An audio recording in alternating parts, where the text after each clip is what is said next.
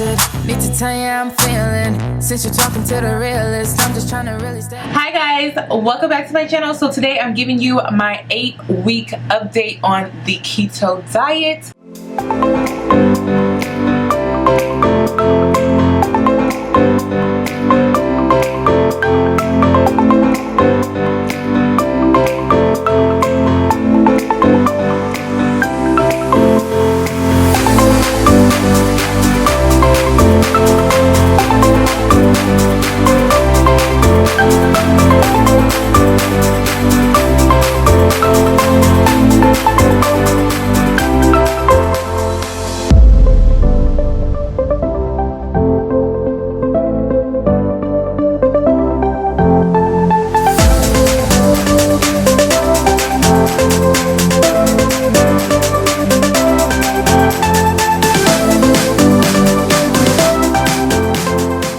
If you have missed all of my previous videos from beginning to now, because I have been making videos every 2 weeks for you guys on doing these keto updates. So today I just wanted to talk about some things that I've noticed with the keto diet being 8 weeks out. So first things first, I am losing inches, but my inches are like 2 inches I've lost here and there. Like my arms, I've lost about 2 inches on my arms, 2 inches around my waist, 2 inches around my hips, and about a ½ an inch around my bust area, not too much up there.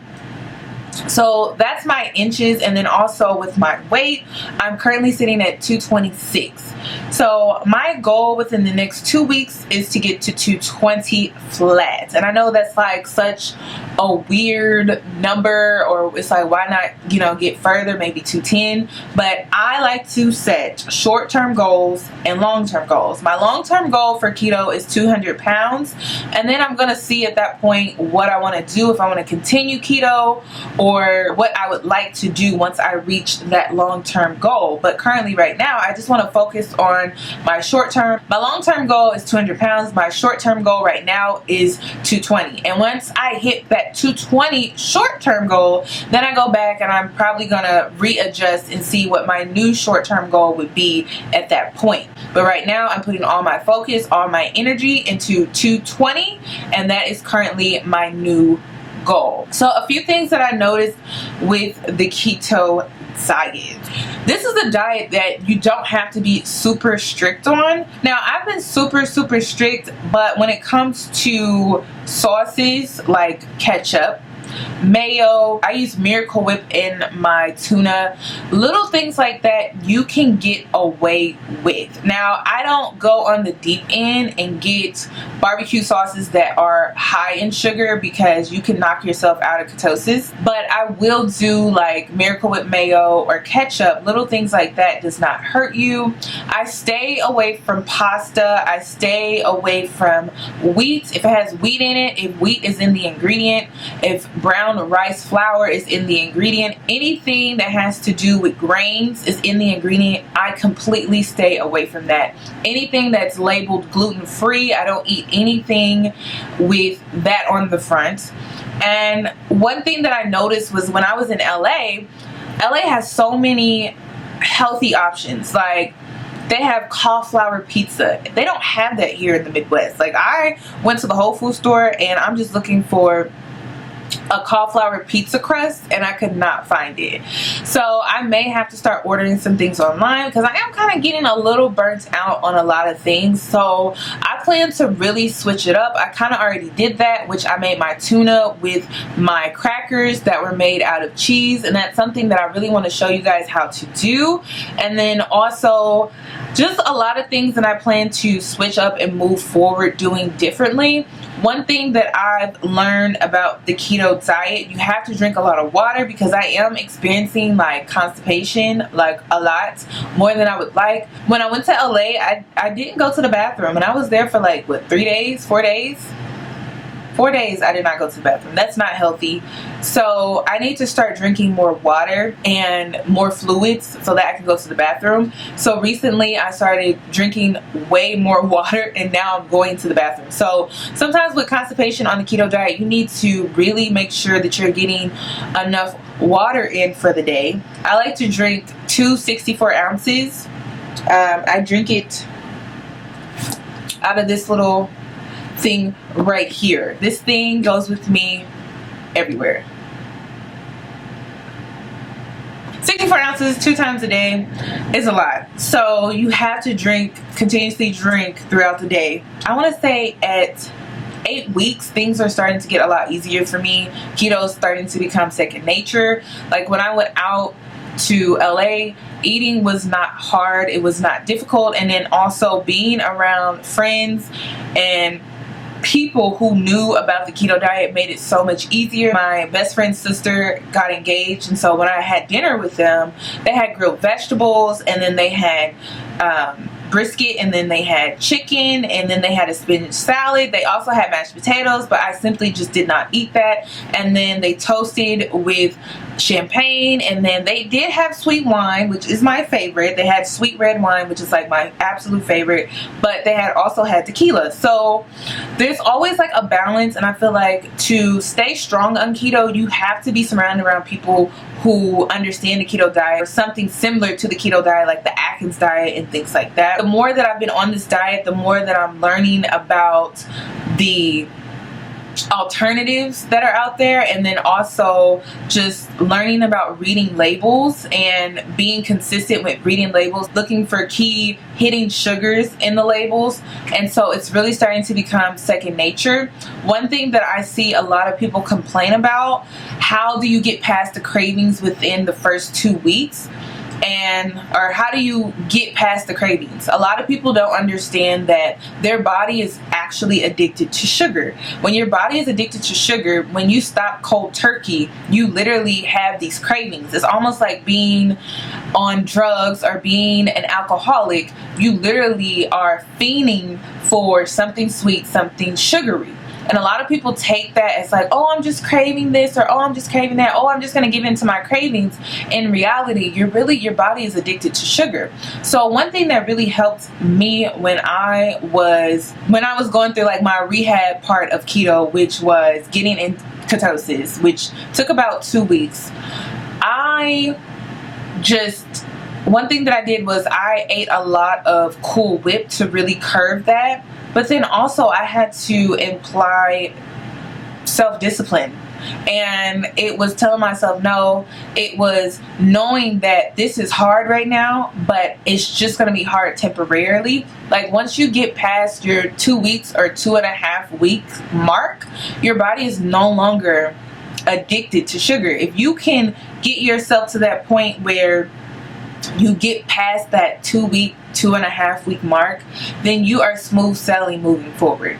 I no longer crave sugar.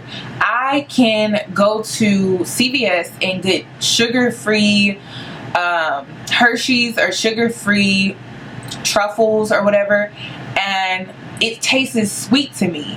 Diet Coke tastes sweet to me. When I was addicted to sugar, I would drink Coca-Cola, and then I would try the Diet Coke, and I was like, oh, it's so bitter, it's not even sweet, it doesn't even taste the same, it's disgusting. But Diet Coke, like Diet Zero, it tastes like a regular Coke to me now that I have not been drinking or consuming sugar on a regular basis. So that tells me a lot about my body, and it also tells me a lot about how sugar can really affect you. Like, take keto out of it, I think from here on out, unless I'm really treating myself, I'm always going to watch the sugar that I put in my body, because it makes such a huge difference. And then also the sugar that you consume, it creates belly fat. Sugar just stores fat in general. So you have to be really careful. Like, I cannot stress how sugar is so important on the keto diet, or any diet for that matter. Like, it's something that I have learned on this journey, and it's something that I'm going to take with me forever and ever and ever. Whether I continue keto after I reach my goal or not, I am looking at sugar completely different. And once you're back on the addiction of sugar, once you're back in the flow of eating sugar, it almost feels like you can't let it go. It's like you can't stop the cravings from happening. Biggest lesson that I've learned with keto and reducing the amount of sugar that I intake, I noticed that on my period, I used to crave the most sugary things like donuts, chocolate, just Hawaiian sweet rolls, a bunch of honey buns, like sweets, like zebra cakes, oatmeal cookie cakes. Like, yo, I know I'm losing weight, but I'm still a fat girl at heart, okay? I used to love those things, and now that I'm doing keto and I've really reduced the amount of sugar that I intake, I don't crave those things on my menstrual cycle. I'll still crave like something chocolatey, but it's not the sugar, it's just the chocolate. Some chocolates has like sugar in it, but not all chocolates. Like they have sugar-free chocolates that you can have, which tastes sweet to you. Like it tastes sweet to me now. So there's an alternative for everything. Like I noticed people have excuses. They're like, well, I can't stop the cravings and da-da-da. You have to give your body a chance to adjust. You can't just start a diet and expect change to happen overnight. You actually have to work, put in the actual work, the dedication, and say that you can do this and stick to it. And you'll see how in the beginning it's like going through rehab, and then once you get towards that 2-week, 2.5 mark milestone, you'll start to see how real change has taken over and your old habits are gone. You have to be disciplined. You have to take accountability. This is not easy. Keto is not easy. Keto takes real discipline, and I feel like you can do this. Like I feel like anyone can do this. You can do anything that you put your mind to. Nothing in life is easy. Keto is not easy. I feel like keto is an easier diet to follow because it's really black and white. You know, no grains, no starches, no bread, no wheat, none of that, and you're good. You step outside of those boundaries, and then also no sugar, of course. Like everything needs to be pretty much sugar free, but I mean, it's pretty black and white. So it's just something that I would consider. Like I said, even if I continue to do keto or not, I will always watch the sugar that I put in my body, because I did not know how addictive sugar could be. And I noticed a huge change in my body. Not weight loss, has nothing to do with me looking different, my body looking different. I noticed a huge difference with me not being addicted to sugar. My mental state, my brain actually saying I'm hungry because I need to fuel my body, not because I'm hungry and I'm craving sugar or I'm craving something sweet. It's like, no, you're hungry because you need to fuel your body. You haven't eaten in a while. So it's a huge change. Keto is a lifestyle change. It's not like something that you could do and then stop doing and then go back to what you were doing before and still see results. Keto is something that it can help you with achieving your goals and then continue somewhat of a good change afterward. Prime example, people keep asking me like, oh, critics are saying, because I read, my brother was like, critics are saying keto is hard to keep up with, and after you stop keto you gain weight back. The only way you could gain weight back on any diet is if you go back to your old habits. The same thing with weight loss surgery. If you have weight loss surgery and you go back to your old habits, you're going to gain weight back. When I first had my weight loss surgery and I was doing a ton of research on YouTube and just reading like blogs and what the blogs were saying about weight loss surgery, there were people that were so bitter because they had gained weight back. And one thing that I've learned with weight loss surgery, the only way you can gain weight back is if you slip back into what you were doing prior to the surgery. So if you're eating like how you were eating prior to surgery, if you're eating however you feel that you want to eat and you don't have any self-discipline, of course you're going to gain weight back. And I used to be so fearful of that. I used to be so fearful of gaining weight back, but sometimes it's like a mental thing. It's like, Kiana, if you're doing what you're supposed to be doing, you don't have to worry about gaining weight back. What are you worried about gaining weight back for if you're doing what you're supposed to be doing? So same thing with keto. If you do keto and you continue to do what you're doing, if you continue to eat healthy after stopping keto, like maybe you stop keto and you go back to like a low carb diet, maybe you don't eat, maybe you eat like maybe 40 to 50 grams of carbs a day, that's fine. And then you're still working out and maintaining, that's fine. Like, there's no way that you could gain the weight back. So it's all a mental thing, and this is what I've learned so far with keto. This is my 8-week update. I will be back for week 12, and I'm really excited to move forward. Hopefully I can be somewhat close to my 220 goal by week 12. We will see. So this pretty much completes my keto 8-week update. Thank you guys so much for watching, and I hope to see you in my next video. Bye. You make me so